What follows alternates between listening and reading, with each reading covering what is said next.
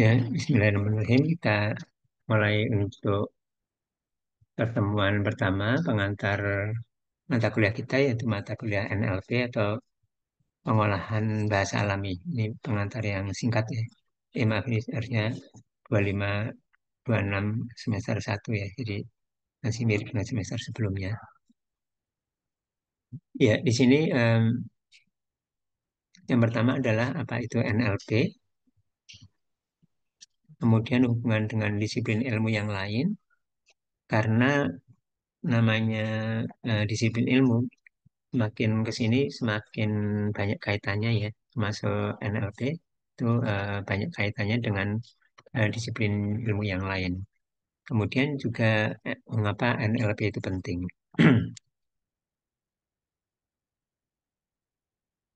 Yang pertama adalah NLP.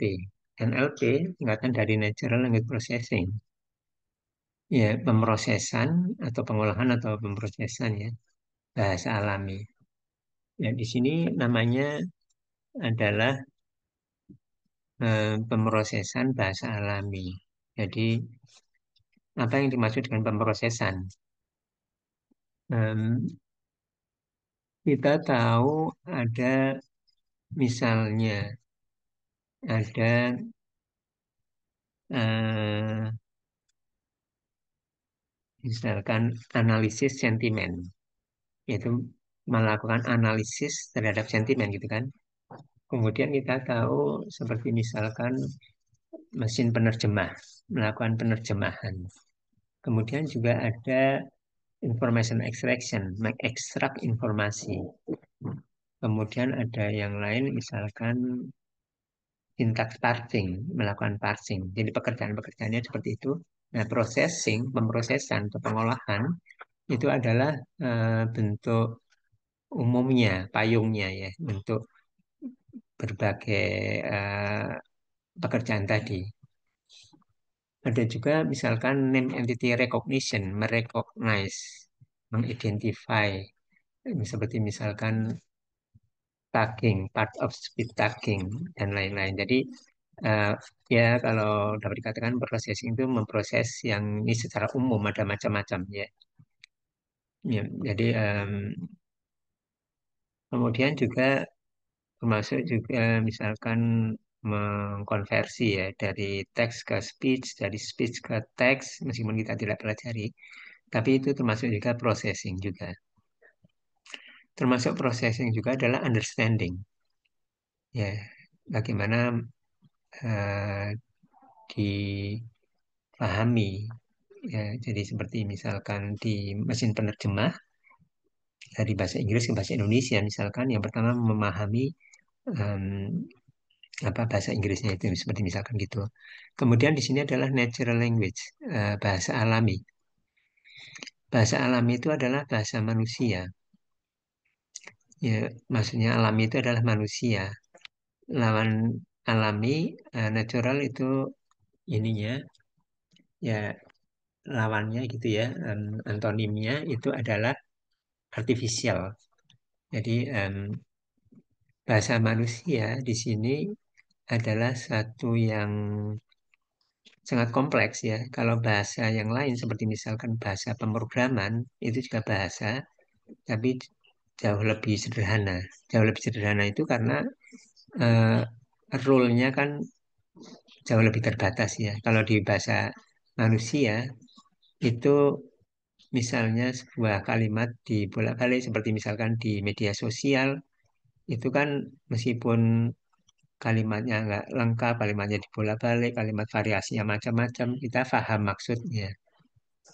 Ya, tapi kalau misalkan di bahasa pemrograman itu kan kalau kita nggak bisa sembarang menulisnya karena ada aturan yang udah pasti ya. Kalau sembarang menulisnya ya mungkin compiler atau interpreter tidak bisa tidak bisa memprosesnya.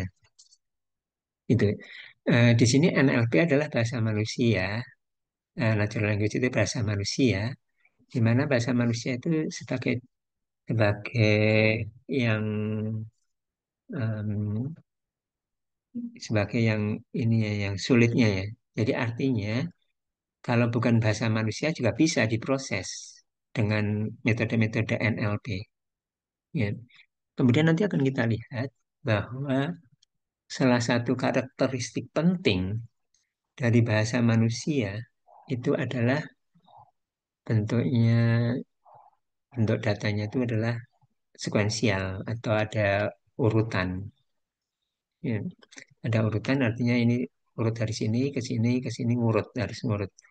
Sehingga di NLP ini ada banyak yang nanti metode-metodenya itu bisa digunakan sebenarnya untuk eh, yang lain, yang bukan bahasa manusia, yang sekuensial. Seperti misalkan contohnya sekuensial yang bukan bahasa manusia itu seperti misalkan contoh yang sulit juga ya, seperti DNA gitu ya.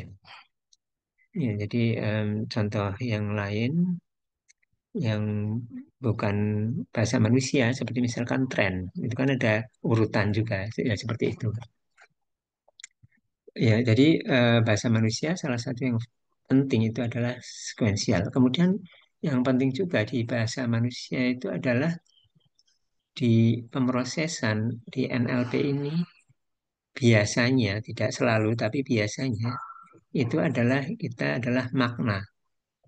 Ya, jadi misalkan contohnya, misalkan analisis sentimen di ulasan-ulasan. Ulasan ini positif atau ulasannya itu negatif. Kita tidak melihat permukaannya atau teksnya yang sepertinya dia memuji-muji. Tapi kita tahu bahwa itu adalah sebenarnya dia mengkritik atau em, mengkritik atau dia eh, tidak senang gitu ya. Nah itu yang penting adalah maknanya. Ya, jadi yang meskipun yang tersuratnya itu eksplisitnya itu eh, sebenarnya memuji, tapi sebenarnya itu kontennya adalah dia tidak suka seperti itu. Jadi kita lebih ke maknanya. Itu adalah salah satu hal yang apa tidak mudah juga ya, tapi itu adalah di NLP itu adalah seperti itu. Dalam formatnya bahasa itu sebenarnya awalnya kalau kita membaca-baca atau mengeksplorasi di ilmu bahasa, bahasa itu utamanya dulu adalah yang speech ya atau suara. Hmm. Tetapi untuk NLP eh, paling tidak di sini kita mempelajari utamanya adalah yang formatnya adalah teks. Karena kalau kita lihat ya, eh, kalau misalnya klasifikasi, misalkan ada klasifikasi suara, apakah ini misalkan perempuan atau laki-laki, seperti misalkan seperti itu, atau mungkin yang lebih ini lagi ya, mungkin yang lebih jelas lagi, yang lebih jelas lagi mungkin seperti misalnya ada eh, berita di radio, kemudian berita itu apakah berita itu berita olahraga, berita itu berita pendidikan, di berita di radio suara itu apakah berita mungkin ekonomi, itu prosesnya di teks dulu ya. Jadi biasanya pemrosesnya adalah pemrosesan teks. Eh, Kebanyakan seperti itu ya. Jadi oleh karena itu kita konsentrasinya di banyak mata kuliah NLP di banyak tempat itu adalah yang teks ya. Kalau kita lihat em, sekitar 17 tahun yang lalu di salah satu referensi kita yaitu SLP yang edisi 3 Speech and Language Processing. Jadi buku yang salah satu buku yang sangat populer dan kita juga gunakan di sini adalah buku judulnya Speech and Language Processing. Jadi kata pertama adalah speech atau suara. Ini adalah udah sekitar 17 tahun yang lalu ya. Ya, ini edisi 2 ya. Jadi edisi 1 Saya nggak nyatet di sini ya, tapi berarti artinya sudah sebelumnya ini edisi 2. Yang kita gunakan edisi 3 yang online-nya yang eh, terus diperbaiki sampai tahun tahun ini, tahun 2025. Kita lihat yang di sini, di tahun 2008 ini ya, di mana kita lihat di sini ada speech. Judulnya juga, bukunya adalah Speech and Language Processing. Di speech ini dipelajari beberapa ini ya Pak, beberapa topik seperti fonetik, speech synthesis dan lain-lain ya.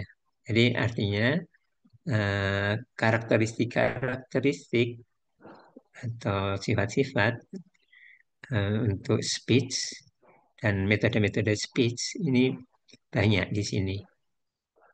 Ya, kalau kita lihat ini di edisi yang terakhir, speech itu hanya ada sedikit dan di bagian akhir. Ya. Mungkin kita bisa lihat di sini ya, maaf, saya akan sampaikan ini. Buka dulu. Yang di edisi yang terakhir, kalau yang kita lihat di sini adalah edisi yang 2 ya. Kalau kita lihat yang edisi yang 3, ini saya buka dulu.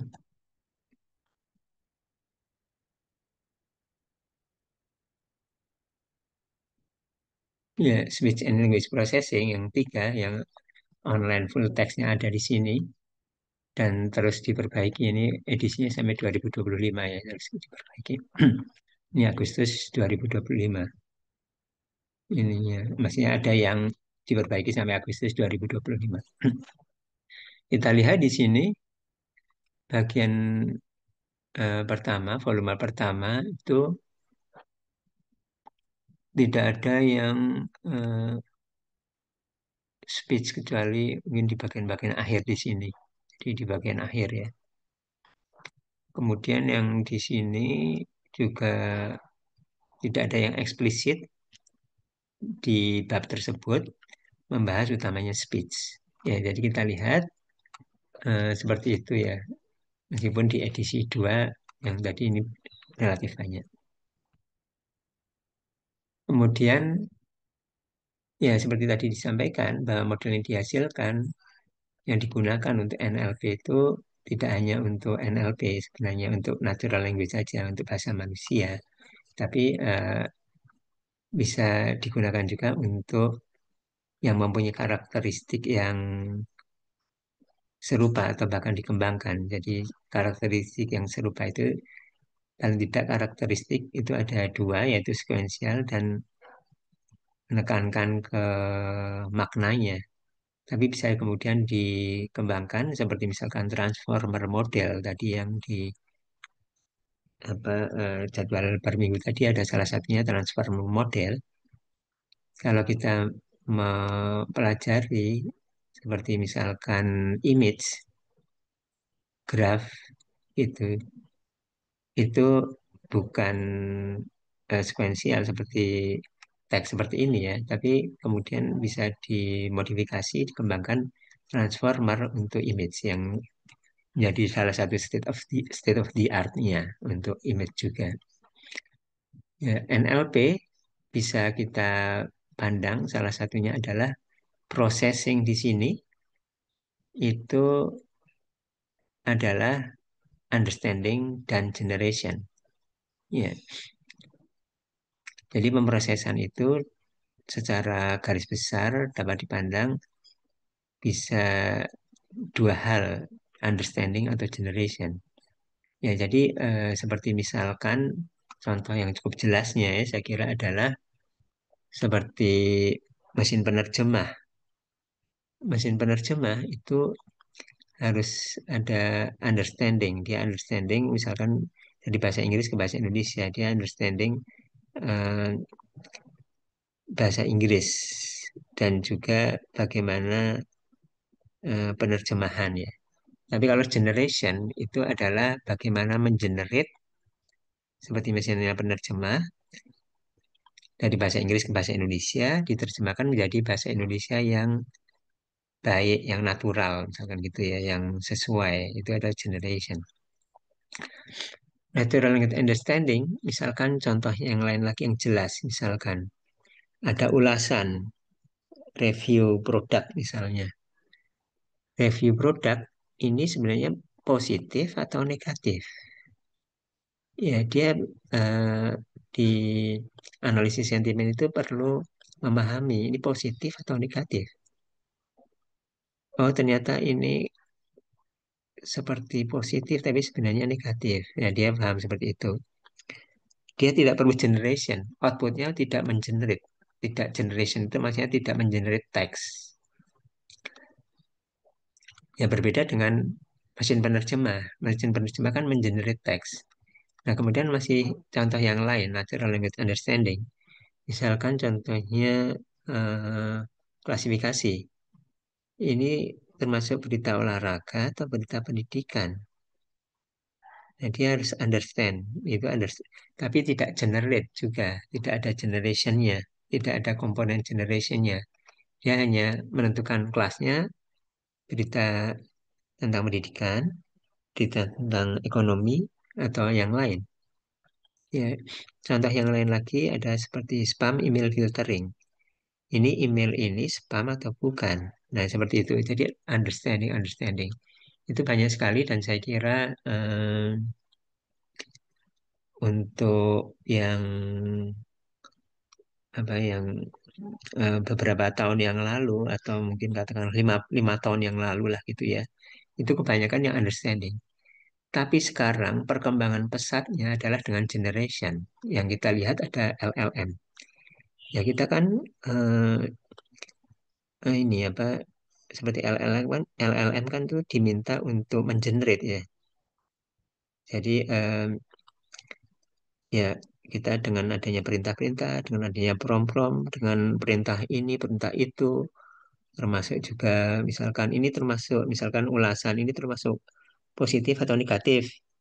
Ya, kemudian outputnya adalah menyampaikan bahwa ini adalah positif. Itu kan juga generation juga. Apalagi kalau generation itu adalah misalkan buatlah tulisan tentang ini apa kemudian atau juga diminta untuk apa yang dimaksud dengan ini dan lain-lainnya. Jadi generation itu sesuatu yang relatif katakanlah ada tingkat kesulitan tersendiri dibandingkan dengan understanding sehingga ini relatif lebih baru maksudnya perkembangannya dan perkembangannya itu relatif pesat karena generation itu di samping katakanlah misalkan buatlah puisi. Nah, kalau puisi itu kan ya agak bagus atau bagus, kurang bagus gitu kan. Tapi di sisi lain juga yang sangat banyak adalah eh, jelaskan tentang ini. Bukan hanya perlu bagus saja ininya apa hasilnya yang di generate teksnya, tapi juga perlu adanya ini sampai supaya yang benar gitu ya hasilnya benar. Nah, itu sesuatu yang sangat menantang dan masih dalam perkembangan yang pesat. Untuk menghasilkan, misalkan contohnya, buatlah sebuah entry ensiklopedia seperti Wikipedia, tapi untuk misalkan eh, Jalan Bojong Soang, ya. Jadi ada Wikipedia Jalan Bojong Soang. Nah itu kalau beberapa tahun yang lalu, 10 tahun yang lalu, hasilnya bisa bagus bahwa itu entry Wikipedia yang menunjukkan formatnya jalan, bahwa jalan itu ada di mana, kemudian jalan itu mungkin kondisinya bagaimana dan seterusnya. Kemudian yang dihasilkan adalah dalam bahasa Indonesia yang mengalir, yang natural gitu ya. Itu sesuatu yang udah lompatan besar ya. Apalagi diminta untuk menghasilkan yang benar.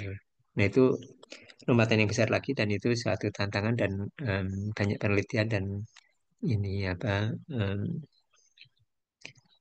saat ini banyak kemajuan-kemajuan ya. Berikutnya, kita pembicaraan berikutnya yaitu disiplin ilmu yang terkait. Natural language processing, pemrosesan bahasa alami, itu sangat-sangat terkait dengan apa yang disebut dengan computational linguistik. Computational linguistics itu adalah linguistik, ilmu bahasa. Ya, jadi eh, laptop hitam itu adalah laptop. Computational linguistics itu adalah linguistics. Linguistik yang komputasional. Ya, jadi linguistik itu bisa ada linguistik umum, linguistik sosial, linguistik apa, linguistik apa. Salah satunya adalah linguistik sosial dan komputasional. Artinya aslinya NLP itu adalah untuk orang-orang computing ya, orang computer science, orang informatika NLP. Kemudian partnernya itu adalah computational linguistik, orang-orang linguistik. Itu aslinya adalah seperti itu. Tapi dengan adanya perkembangan ilmu dan saling campur-campur, jadi udah nggak bisa dibatasi dengan ini ya, dengan tegas, dengan jelas, dan sekarang udah nyampur. Ini computational linguistik itu salah satu istilah yang umum juga untuk orang-orang computing. Ini kita bisa lihat salah satunya dengan adanya asosiasi namanya ACL. ACL di mana di sini ada ininya, ada portalnya ACL, Association of Computational Linguistic, yang orang-orangnya kebanyakan orang-orang computing ya. Jadi namanya ACL, Computational Linguistic, tapi ya isinya bagaimana penelitian terkait dengan deep learning khususnya atau kebanyakan ya, kebanyakan dengan teknik-teknik learning, yaitu artinya kebanyakan orang computing. Jadi seperti itu. Kemudian ada text mining. Tadi ada eh, pemrosesan. Ini ada mining. Ya, ada pemrosesan, ada mining. Ya, pemrosesan dengan mining itu pemrosesan bahasa alami dengan text mining itu dekat dan semakin dekat. Ya, jadi kalau mining penambangan, penambangan itu em, kalau secara umum ya data mining. Nah, salah satu bentuk data itu adalah teks. Teks ini maksudnya adalah bahasa manusia. Ya, kalau NLP (Natural Language Processing), contohnya misalkan spam email filtering. Ya, kalau mining itu sebenarnya sesuatu yang kurang terlihat secara eksplisit, tapi dia ada pola yang tersembunyi, gitu ya. Atau contohnya misalkan gini, ya misalkan spam email filtering lah atau juga yang lain-lainnya.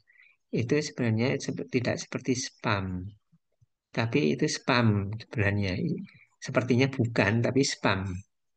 Nah, itu kan mencari pola-pola yang tersembunyi mining itu.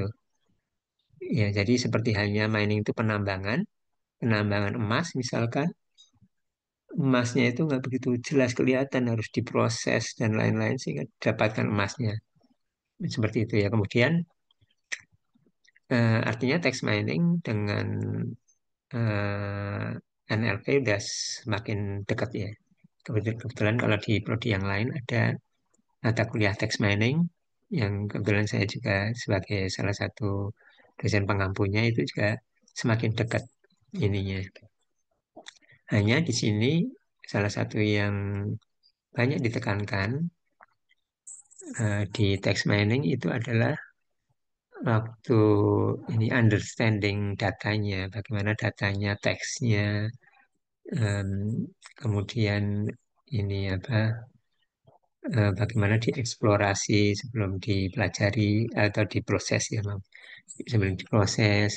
Kemudian kalau NLP lebih banyak ke em, misalkan model bahasa yang utamanya kan model bahasa seperti tadi kita lihat ya, yang kita pelajari. Nah, di sini model bahasa kurang begitu dipelajari.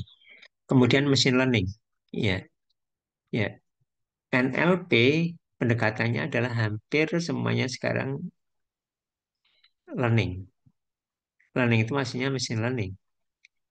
Karena apa?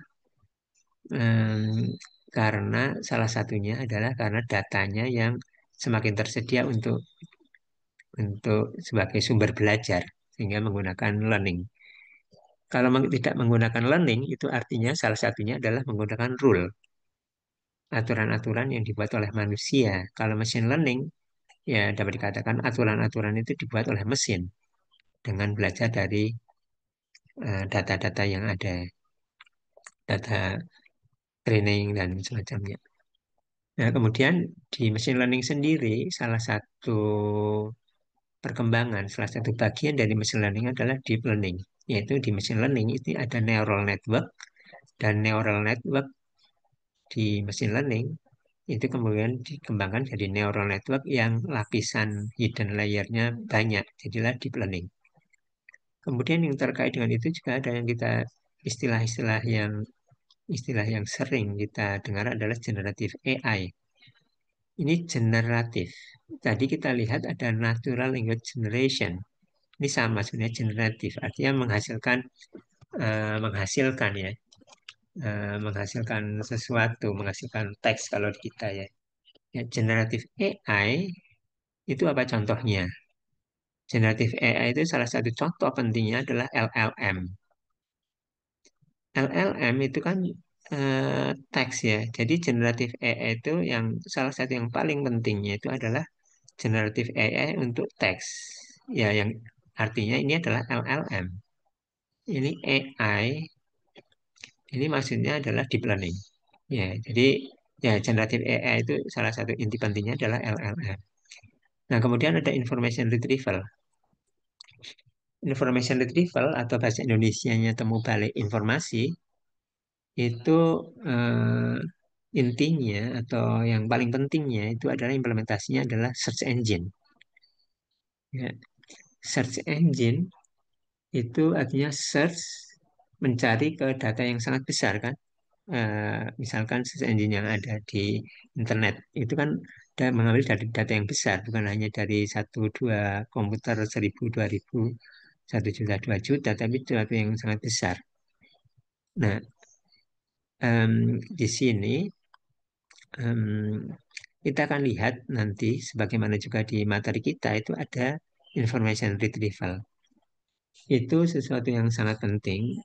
Perkembangan saat ini di bulan-bulan atau juga di tahun-tahun terakhir, kemudian bulan-bulan terakhir ini, itu kalau kita mencoba menggunakan dan mengeksplorasi LLM itu semakin banyak menggunakan information retrieval. Artinya em, information retrieval itu artinya men-search ya secara dasarnya adalah search, mencari. Jadi seperti LLM itu kan sekarang ya, kalau awal-awalnya kan tidak banyak search. Kalau sekarang kan bukan hanya em, menggunakan model yang ada, tapi juga searching juga dikombinasikan dengan searching. Nah, itu nanti akan kita pelajari seperti itu. Kemudian ini apa hubungannya ya dengan image processing? Ya, seperti saya sampaikan tadi, image itu berbeda dengan teks. Natural language processing.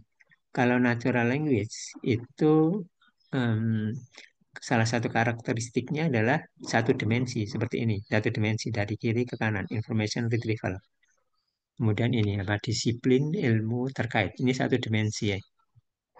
Kalau image itu dua dimensi ya. Kan ada foto, image, citra itu kan dua dimensi. Nah, dua dimensi dengan satu dimensi itu kan em, misalkan contohnya metode-metode yang digunakan untuk dua dimensi. Kalau kita udah pelajari, saya kira apa yang disebut dengan deep learning CNN, convolutional neural network itu konvolusi itu adalah lilitan. Lilitan itu melilit dari kiri ke kanan dan dari atas ke bawah melilit-lilit gitu. Itu adalah dua dimensi untuk image. Tapi CNN yang naturalnya dua dimensi itu bisa digunakan dimodifikasi untuk satu dimensi untuk teks. Demikian juga sebaliknya, yang sequential model seperti transformer. Transformer itu adalah satu dimensi ininya, apa natural aslinya. Tapi kemudian dimodifikasi atau di ini ya apa di juga ada inovasi-inovasi digunakan untuk image dan itu menjadi metode yang ampuh menjadi state of the art-nya di image juga. Artinya em, keterkaitan dengan yang disiplin ilmu yang lain termasuk image processing adalah sebenarnya banyak landasan konsepnya yang sama. Ya, saya kira seperti itu untuk pengantar singkat di mata kuliah kita ini.